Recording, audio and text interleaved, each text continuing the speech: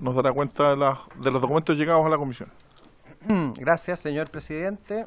Hemos recibido para esta sesión los siguientes documentos en cuenta. Primero, que el diputado señor Sergio Bobadilla reemplazará para esta sesión al diputado señor Gustavo Benavente.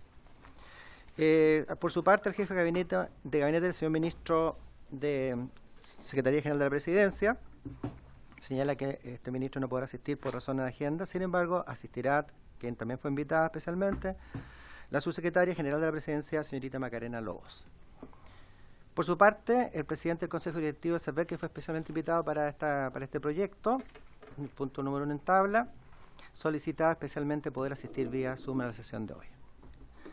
Correo electrónico de la abogada constitucionalista, señora Marisol Peña, que fue invitada con motivo del proyecto número 2 en tabla, que se refiere a proyecto refundido de reforma constitucional que incorpora a los gobernadores regionales a los sujetos acusables constitucionalmente.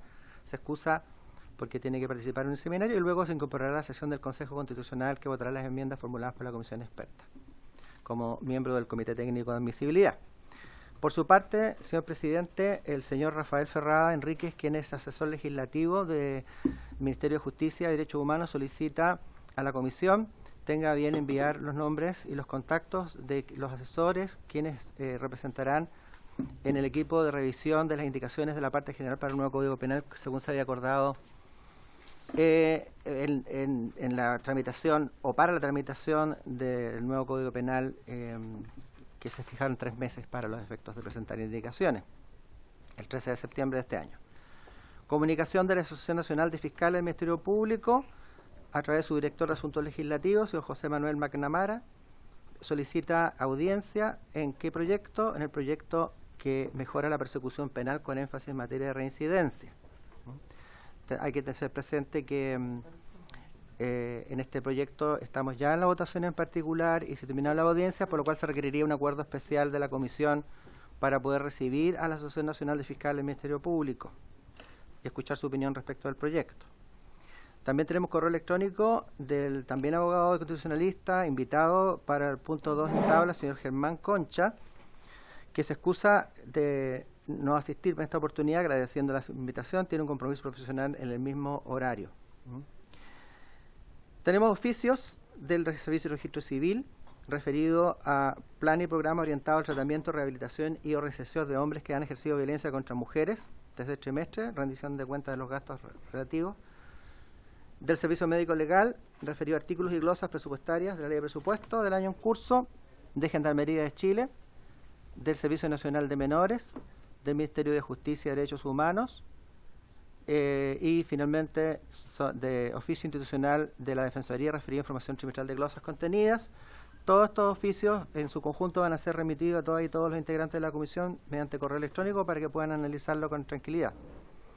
Correo electrónico, el señor Juan Carlos Leiva Sánchez también, el señor Juan Carlos Leiva, consulta en referencia a la Ley sobre Protección de Datos Personales, Ley 19.628, que la Superintendencia de Pensiones a los asesores previsionales para los efectos de inscripción y reinscripción de los asesores previsionales solicita informes comerciales intachables como documento esencial. Sí, el señor Juan Carlos Leiva, quien es perito judicial previsional, señala que la ley 19.628, que es la ley sobre protección de datos personales, que en este caso, en el marco de la ley sobre protección de datos personales, la Superintendencia de Pensiones solicita o exige a los asesores previsionales para la inscripción y reinscripción, me imagino yo en el registro que debe llevar de asesores previsionales, solicita que estos acompañen informes comerciales intachables, que se refieren no solamente a documentos comerciales impagos, sino también a deudas previsionales de trabajador y cosas así, ¿no? Y lo exige como documento esencial y consulta si es legal la solicitud de antecedentes comerciales exigida como requisito. Agrega que ser así provocaría cesantía en un grupo importante de personas. En realidad no es la comisión la que concurra ante quien corresponde. Claro, exactamente. La llamada a responder esto, ¿no? Sí. Sí. Eso, señor presidente, y lo que, para tenerlo presente, habría que pronunciarse la solicitud de don Andrés. ¿Partamos por ahí? Sí.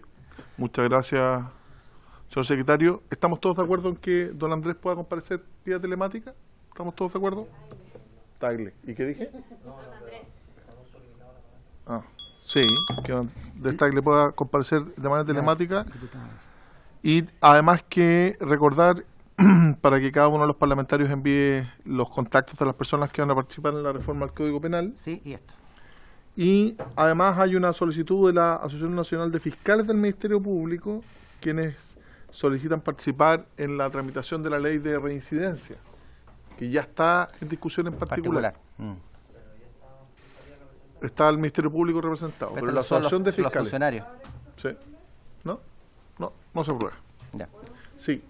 Diputada Giles, que lo manden por escrito. Gracias, Ya. presidente. Yo quiero volver a llamar la atención, señor presidente, a la comisión en su conjunto y en especial a usted, que ha tenido una presidencia muy correcta desde el punto de vista del respeto al reglamento en la mayoría de los casos, salvo excepciones menores. Yo quiero recordar aquí y volver a decir que no estoy de acuerdo y que no me parece pertinente incluso advertir respecto del peligro, a mi juicio, que revisten ciertas malas prácticas que le gustan mucho a este gobierno, ¿ya? Que las reitera este gobierno y que a mi juicio de manera errónea desde la presidencia de la diputada Cariola se han intentado instaurar. No porque se hayan intentado instaurar, dejan de ser antirreglamentarias a mi juicio. Y quiero llamar la atención sobre eso. Igual como digo frecuentemente que no existe un fast track de seguridad, sino que un acuerdo entre una señora Toá, un señor Mirosevic y otro señor ya en su calidad de particulares, y que eso no compromete a la Cámara ni al Senado en realidad, y que por lo tanto no ha lugar a hablar de que existiera un compromiso de la corporación, una lista de supermercados que hicieron 3 particulares que se juntaron. En ese mismo sentido señalo que me parece peligroso que se entienda como una forma de legislar que se junten asesores y que eso incluso se haga a través de la cuenta y que se formen verdaderas comisiones paralelas de asesores. La legislatura corresponde única y exclusivamente a los representantes de la soberanía popular, que son los diputados y diputadas, y el colegislador es única y exclusivamente el ministro a cargo de cada cartera o el presidente de la República cuando se trata de una iniciativa del presidente de la República. Los subsecretarios no son colegisladores, ni menos los asesores instituidos a través de una cuenta en que ya los ministros están pidiendo listados en una comisión paralela. Eso no corresponde.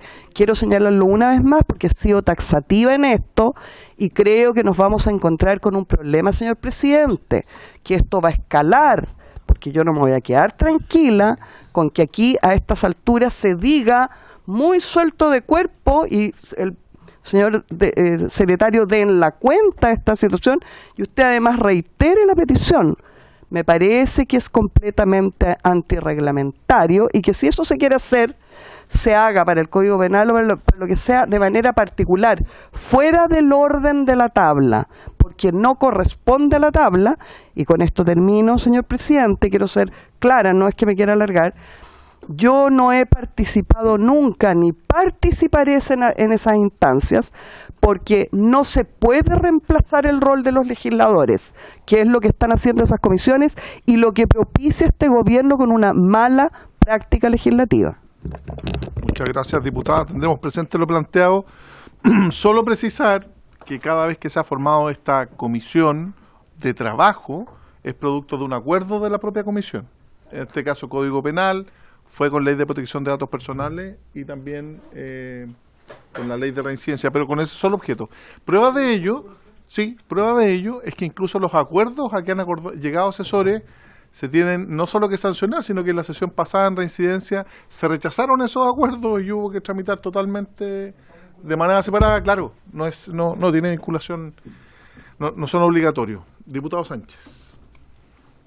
Muchas gracias, presidente. Y solo sobre el punto, aprovechando lo que plantea la diputada Giles, yo personalmente he sido bien pragmático y he colaborado en las ocasiones en que, para efectos de mayor rapidez, celeridad, se ha querido establecer estos espacios de conversación y de trabajo entre nuestros asesores. Pero estoy tendiendo a encontrar más acuerdos en este sentido con la diputada Giles, porque están empezando a ocurrir prácticas que yo creo que no son buenas y que denotan, yo creo que personalmente, una mala fe en la forma como corresponde que se haga este trabajo en estas comisiones, porque entiendo que hace pocos días, si no fue este fin de semana, fue los últimos días de la semana pasada, muchas gracias, que se hizo una reunión para efecto de la ley de reincidencias donde nosotros no fuimos contactados. Entiendo que yo no fui el único, ni mi asesora no fue la única que no fue contactada. Entiendo que los asesores de la UDI tampoco fueron contactados. Bueno, la diputada Giles también. Creo que solo había un asesor del diputado Longton por el lado de la oposición, digo. Entonces, evidentemente, si es que se están adoptando acuerdos en ese espacio donde no está ni siquiera la oportunidad de que algunos de quienes hemos presentado indicaciones podamos señalar las razones para nuestras indicaciones, y que de oficio pretenda venir a señalarse, entiendo que mañana, en esta comisión, que las indicaciones que hemos planteado algunos estaría acordado rechazarlas, solo señalar que yo por lo menos no pretendo validar ningún acuerdo que se haya tomado en esa reunión y respecto de ese proyecto de ley, a lo menos en eso en particular, porque yo veo que ya al menos esa instancia en ese proyecto de ley está viciada. Muchas gracias. Muchas gracias, diputado Sánchez. Se ofrece la palabra sobre la cuenta. La presente sesión número 134 ha sido citada con el propósito de proceder a la tramitación del proyecto de ley que modifica la Carta Fundamental para ser aplicable al plebiscito constitucional. La disposición que indica es el boletín número 16.338-07, que está en segundo trámite constitucional, y a estos efectos nos acompaña la subsecretaria general de la Presidencia, doña Macarena Lobos, y también el señor presidente del Consejo Directivo del Servicio Electoral, don Andrés Tagle, y acto seguido le voy a ofrecer la palabra a la subsecretaria sobre esta materia.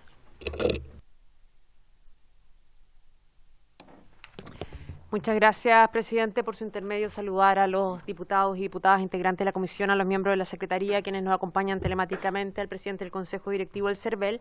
Tal como usted señalaba, este es un proyecto de ley bastante simple, una reforma constitucional que nació como moción parlamentaria de los integrantes, senadores y senadoras de la Comisión de Constitución del Senado, y que tiene por objeto enmendar una omisión involuntaria en el proceso constitucional, en el cual el artículo 159, referido al plebiscito que se celebrará el próximo 17 de diciembre, no se hicieron aplicables las normas relativas al proceso anterior de elección de los consejeros constitucionales en orden a, y las que se ha aplicado en procesos electorales anteriores, los últimos 8 que han ocurrido en este periodo de pandemia en adelante, en la cual se sustituya el lápiz grafito negro por lápiz pasta azul y los poderes notariales por poderes simples. Ustedes recordarán que la ley 21.589, despachada hace poco tiempo, ya estableció que estos poderes tenían que ser poderes simples, pero habida cuenta de que la norma constitucional es un congelamiento de la normativa aplicable al proceso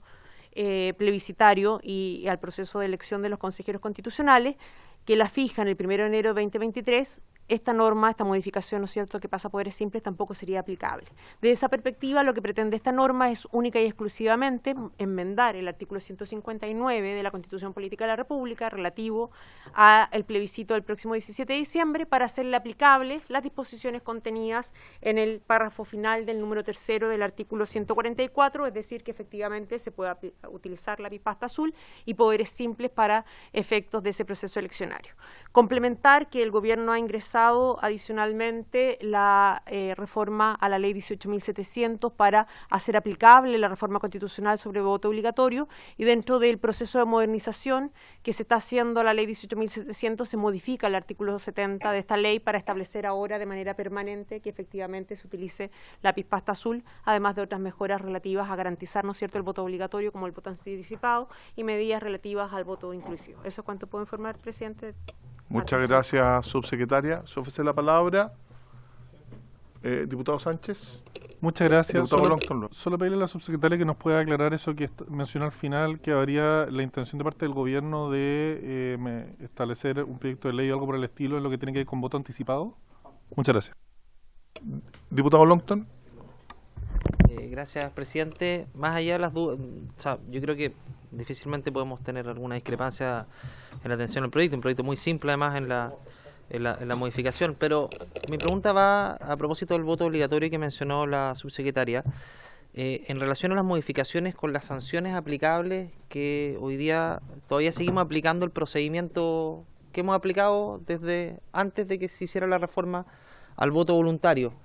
Se ha comprobado que ese sistema no es lo óptimo, no es lo suficientemente eficiente para cobrar la multa y además por la recarga que tienen los juzgados de policía local, que todavía no tienen una modernización como han tenido otros juzgados respecto a las tramitaciones de los distintos procedimientos. Entonces, la pregunta va en si es que está contemplada alguna reforma, entendiendo que ya el próximo año tenemos elecciones, en la ley 18.700 para modernizar el sistema, porque si no me falla la memoria, cuando me tocó integrar la Comisión de Gobierno en el periodo anterior, había una propuesta para que el CERVEL tuviera mayor injerencia y sacarle las atribuciones, o por lo menos el procedimiento como está establecido hoy día, que es a través del juzgado de policía local, que se pudiera hacer a través del CERVEL y darles mayores competencias y atribuciones, obviamente con todo lo que tiene que ver con la cuestión presupuestaria correspondiente para poder darle sustento a aquellas modificaciones, pero si es que está contemplado aquella modificación, entendiendo que estamos ya a un año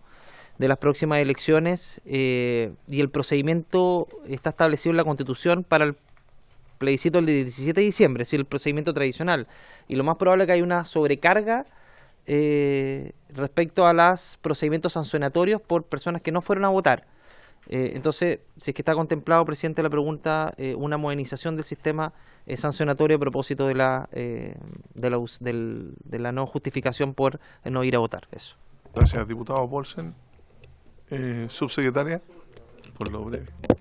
Gracias, diputado, por su intermedio, hacerme cargo de las consultas formuladas por el diputado Sánchez y el diputado Longton. Efectivamente, tal como lo recordaba el diputado Longton, la reforma constitucional que estableció el voto obligatorio mandató que una ley orgánica constitucional regulara lo relativo a la aplicación de las sanciones respectivas, y cumpliendo ese mandato se ha ingresado un proyecto de ley que va un poco más allá de regular solo el tema, ¿no es cierto?, de las sanciones, y me hago a cargo enseguida respecto al tema procedimental, y que incorpora, para garantizar y facilitar el cumplimiento del voto obligatorio, el voto anticipado, dentro de la propuesta que viene en el proyecto del Ejecutivo, que se ha trabajado directamente con el Servicio Electoral.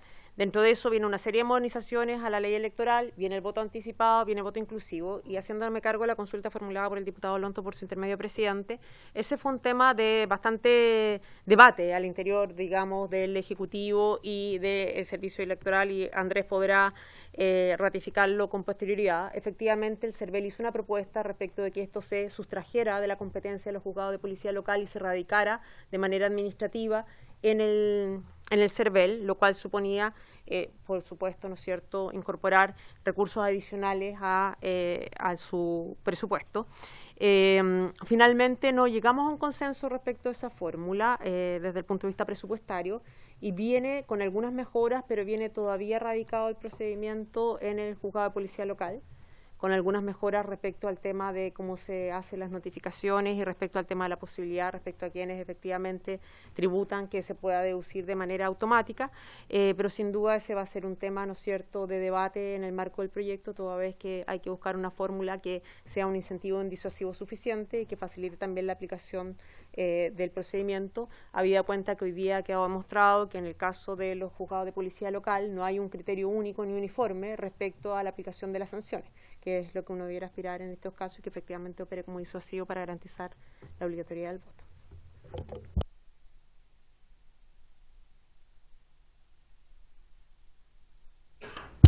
Gracias, presidente, por su intermedio a la subsecretaria. ¿Cuándo van a presentar esto?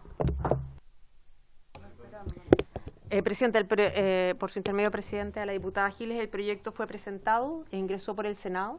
se tiene que dar cuenta, se ingresó el miércoles pasado, no alcanzó a darse cuenta, así que se dará cuenta mañana y empezará su tramitación, porque efectivamente, como ustedes lo plantean, estamos justo en el tiempo para poder garantizar que se aplique esa normativa para las próximas elecciones del año 2024. Muchas gracias. A continuación le ofrecemos la palabra sobre el proyecto de ley a don Andrés Tagle. Don Andrés.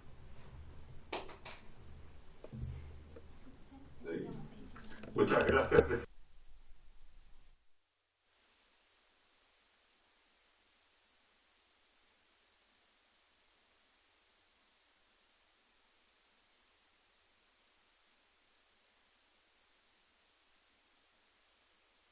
Servicio Electoral una serie de facultades para modificar algunas disposiciones legales a propósito de hacer elecciones en pandemia, ¿ya? Esta facultad duró todas las elecciones del año, bueno, hubo una nomás, la del 2020, un montón de elecciones en el 2021 y también la al principio del 2022. Y ahí se acabó esa facultad. Ahora quedó dando vuelta cosas como que tenían cierto sentido en forma permanente, uno del lápiz y los poderes. En el caso del lápiz, bueno, obviamente a la ley seguía estableciendo hasta el momento que sea un lápiz a mina o de grafito, digamos, que proporciona la mesa. En la pandemia se dijo, bueno, que no lo proporciona la mesa, que lo elige ya cada persona para que no se haya contagio a través del lápiz. Y se dijo, bueno, mucho más práctico un lápiz a pasta azul, porque todas las personas tienen uno o tienen acceso a uno o disponen de uno en sus casas. Y así se estableció esa norma. Ahora, tuvimos bueno, para que cuento, hemos tenido 7 procesos electorales con estas normas y 14 elecciones en total. Entonces, como que todos los chilenos se acostumbraron al lápiz a pasta azul.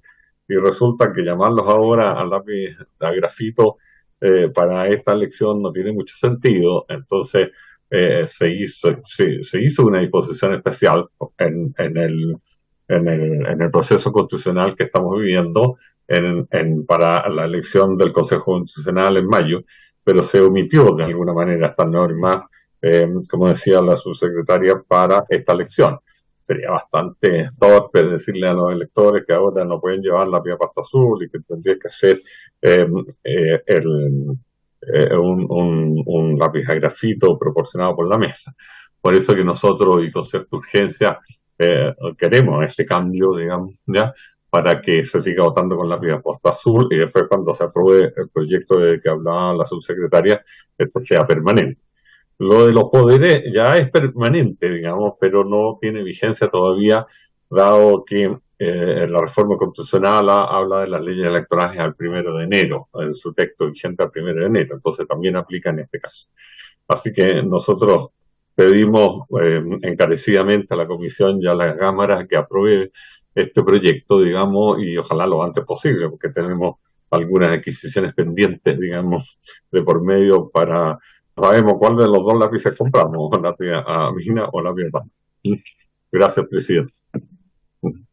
Agradecemos al presidente del Consejo Directivo del CERVEL sus precisiones. Ofrece la palabra si alguien quiere hacer alguna consulta respecto de este tema. Sí, yo les quería plantear eso, pedir la unanimidad. Había consideración de que es un proyecto muy simple, que solo agrega un inciso final al artículo 159 de la Constitución, señalando expresamente al plebiscito constitucional le será aplicable lo dispuesto en el párrafo final del número 3 del inciso quinto del artículo 144, que ha sido debidamente explicado por la señora subsecretaria y también por el director del CERVEL, y que dice relación única y exclusivamente con permitir que sea con lápiz pasta al momento de emitir el sufragio. Yo lo iba a votar en contra, pero don Andrés me convenció. Ah, muy bien. Sí. Entonces, oye, pido la unanimidad para que lo votemos en general y en particular y lo despachemos. Presidente, yo iba a pedir un informe sobre la huella de carbono de ambos lápices. Okay. El lápiz grafito, que tiene características, son elaboradas en madera, versus el lápiz plástico, que es el lápiz de pasta azul. Pero entiendo la premura y me ha convencido los argumentos del director del CERVEL, de la subsecretaria y de usted mismo, presidente, y yo le doy la unanimidad para que lo despachemos sin el informe. Entonces, por unanimidad, lo sometemos a votación Y también pido la unanimidad en la votación para que lo hagamos por unanimidad. ¿Lo aprobamos por unanimidad? Se aprueba por unanimidad entonces. ¿Y diputado informante? ¿A quién le corresponde? ¿Verdad? Le tocaría a la diputada Giles, si no, diputado Lunto. Pamela, ¿le corresponde a usted? No. Ustedes saben que yo soy tremendamente tímida y que en general no me Muy bien. gusta hablar en público. Sí, no, está bien. Diputado Longton, ¿le corresponde a usted entonces? ¿Sí? Se aprueba por unanimidad. Oye, respecto al segundo proyecto de ley que tenemos en tabla, ambos invitados, doña Marisol Peña y don Germán Concha, lamentablemente se excusaron de participar. Yo le quiero pedir también, y le vamos a reiterar la solicitud a los mocionantes y también a los integrantes, las y los integrantes de la comisión, que nos propongan más nombres para poder invitar a la siguiente sesión, porque no vinieron el día de hoy doña Marisol Peña y don Germán Concha para ver la modificación a la Constitución para incorporar expresamente a los gobernadores regionales como sujeto pasivo de acusación constitucional. Entonces, esperemos que la próxima semana lo podamos ver. Ya. ¿Ok? Y lo volvemos a invitar. Y los volvemos a invitar y invitamos a un par más que nos propongan. ¿Ok? También. Ok. Sutilidad. Correa sutil. Correa sutil. Oye, como no tenemos entonces más puntos que tratar, se levanta la sesión.